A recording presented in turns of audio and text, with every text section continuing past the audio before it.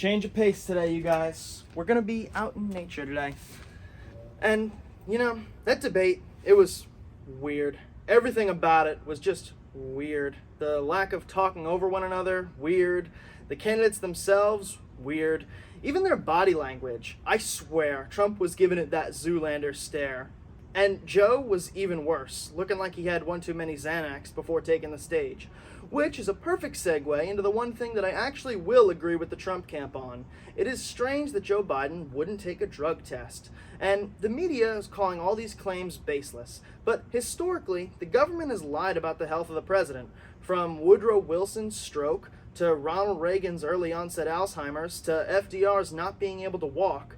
The American people are very much kept in the dark about the health of the president. And I'm sure in 70 or so odd years, we'll find out that Joe was on even more drugs than Hunter. But whatever those drugs may be, they most certainly crapped out when he needed them the most. The only thing worse than the president's staring off into space was when he actually did open his mouth. Every answer that he gave was either incoherent, full of stuttering, or incoherent and full of stuttering.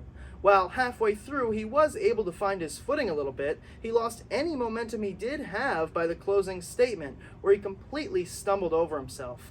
All of this made Trump arguably the clear winner of the debate, and for the winner, Trump's performance was pretty weak as well.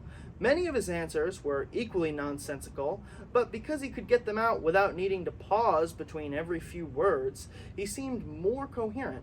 But from lying about post-birth abortions to falsely denying that he called veterans suckers and losers, he was spewing even more crap than Biden, and the moderators totally allowed him to get away with it.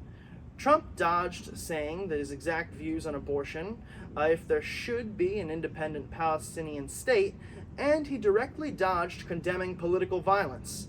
It was just more that stand back and stand by, telling his goons that if they get him elected, he'll bail them out.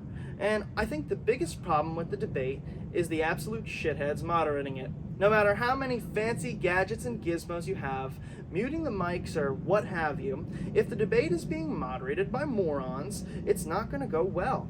Trump was only able to dodge so many questions because the moderators completely allowed him to. And what he did was answering whatever he wanted from the previous question, and then he'd talk and talk and talk, and then the moderators would just give him even more time. Which is why if you look at the actual minutes, Trump talked significantly longer than Biden did. But despite the fact that I'm always right about everything, CNN will never take my advice. These debates are and always have been about theatrics. From watching the drop of sweat drip down Nixon's forehead to the fly that got more attention than Mike Pence ever will, they're more style over substance. And Biden was caught lacking, which is not good for the eyes of swing voters.